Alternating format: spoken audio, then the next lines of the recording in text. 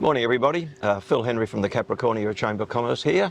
It's Friday the 22nd of March and we're at the Attic, which is the coffee shop just above Baked on 44. Kristen Casacelli. In your poon? Yes. Do you want to do that again? No. Right. Do you want to do that again? No, keep going. Kristen Casacelli, who everybody knows, owns Baked on 44, has just joined the Chamber, and we might see the Attic joining soon. So, Jason, welcome. Thank you, Phil. Welcome. And welcome, everybody. So we're not actually technically in the attic. We're downstairs behind the attic, which is not a bad little spot, I've got to say. It's all right. And the coffee's good too. Coffee's not too bad as well. Coffee's good. We managed to figure out that which one had the sugar and which one didn't. The pink one has the sugar. Pink must be the universal sign for having sugar. Must be, right. I'm sweet enough already. You are. This is going downhill rapidly. So I've been talking with other chambers around the state, and insurance, availability of insurance, cost of insurance, accessibility to insurance has been a bit of an issue throughout a lot of regional Queensland. Heard some stories of some businesses who don't even have work cover insurance going on because of the inability to afford it or whatever the case may be, which is probably, well, not probably, obviously a pretty serious issue.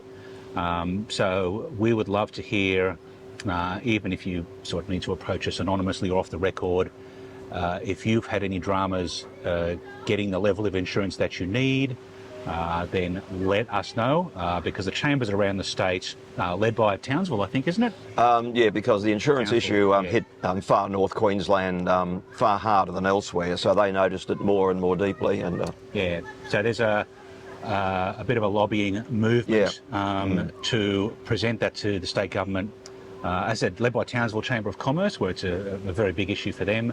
But the more voices that we can add to that, the more likely we are to see some action. So, yeah, let us know if you've had trouble getting insurance or I guess are struggling with the affordability of insurance. I was also on that meeting with the other chambers around the state, and probably a really big one is the federal government's industrial relations legislation, which has been cut up into a number of components. The bits that haven't passed Parliament yet, or actually haven't been put to Parliament yet as a bill, relate to definitions of employees, difference between contract and employees on staff and everything. And as always the case with issues such as this, it's often something that hits small, and maybe small and medium, but certainly small business harder than larger organisations who have able to have staff who can deal with other sort of stuff and make sure that they're compliant. So if you can see anything coming that you think is going to be detrimental to you, we certainly need to hear about that as well. But also, and I've got some info here that I simply downloaded from a legal firm, which simply says to you, have a look at that legislation that passed at the end of last year, the first half of the legislation. Just make sure you're compliant, make sure that you're paying your superannuation, that you're paying all the on-costs appropriately, and ensure that your contracts with your employees are actually compliant with the revised legislation. That's one to absolutely keep on top of, because if you get caught, life goes south very quickly. Yeah, we did actually have a bit of a presentation about that topic, but we've postponed that now closer to when the legislation actually drops, rather than speculating about what it might be. We're going to keep an eye on when the legislation doesn't actually drop. So watch this space. We will be holding a bit of a workshop, an educational piece on those.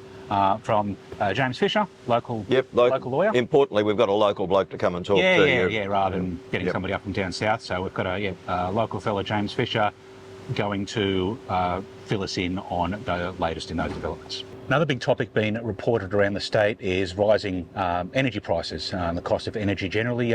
Phil, you've got some updates on that? Well, yes, it did come up in discussion last week, Jason, and this affects you as a householder and as business, as well as businesses. There was an announcement from the Australian Energy Market Regulator yesterday, which on first glance and first reporting in the media seemed to be having different impacts depending on where you were in the state. What I certainly recall hearing about was that it was going to go up in southeast Queensland and maybe down elsewhere. So once again, that's simply one to keep an eye on. But if you're finding your energy bills are rising, even if you've installed solar or any other offsetting mechanisms to try and bring your bills down, if that's starting to affect your bottom line, starting to affect your profitability, we really need to hear about that as well. Do you need to take a sip? I need to take a sip. I'll do that. But I got through that. I just got through it. I had a frog in my throat. Ribbit. Also met with a local business recently who's been having all sorts of dramas with employment agencies. It seems that they're sending candidates along without actually making sure they meet the required criteria. So it would appear that employment agencies are ticking boxes to meet their KPIs and sending businesses completely inappropriate candidates, and then just wasting the business owner's time, and because they're not suitable, they don't meet some basic criteria. So obviously that's an issue that might need to be addressed. If you've had any dramas with employment agencies and the quality of people that they're sending to you for interview, again, reach out, let us know. The more data that we can collect on this, the more weight that carries to get something done about it. Yeah, exactly right. Thanks, Jason. We are very aware that we have a state election not far in the future and a federal election not much further after that. So all this stuff becomes grist to the mill, as they say. Data. We love data. I was going to say, you're going to have to translate that expression for me. Data. We love data. Grist to the mill? Grist to the mill. Grist to the mill. It's one of those sort of boomer kind of topics that probably passed you by. I'm not old enough to understand what that means. It's probably when you used to grind wheat. So I don't know what grist exactly is, but I suspect it's kind of a byproduct that contaminates your wheat. Everybody off to Google to see if I'm correct. Neatest correct entry wins. We don't know what yet, but... No, that's right. No, that's right. Now make sure you visit the news section on our website. We've got a few updates there and some bits and pieces that you probably need to know about. One at the top of the list, as at this morning when we're shooting this, is specialist training available to protect your staff and your business from costly complaints around sexual discrimination, the Sexual Discrimination Act. There's been some changes there, which I guess even for businesses that with under 15 staff make it a much more serious issue to make sure you're compliant with and you have your policies and procedures in place. Now there is an organisation in town that can provide you with some training around that. Hit the news section on our website and there's all of the details of that there. Now some good news, some positive news, is we have a new committee member. Thanks for joining us, Alira Mitchell, who is with CQ Shines, and thanks for Glenn for your support as well. So Alira is going to be taking over a bit of the social media stuff and helping us share that workload a little bit. So it's really good to have her on board. No, that's good, because you've been a bit stretched lately, so if our members and other onlookers haven't heard from us, there's been a perfectly good reason for it. It's also nice to have just some new blood, some younger faces on much younger, the committee much younger as well. faces. Yeah. So no, really pleased about that. That's good. Excellent news. Yep, and again, thank you, Glenn. So often, you look at the news and they finish off with a nice fluffy news story, a dog show or something like that. What have we got to finish off with?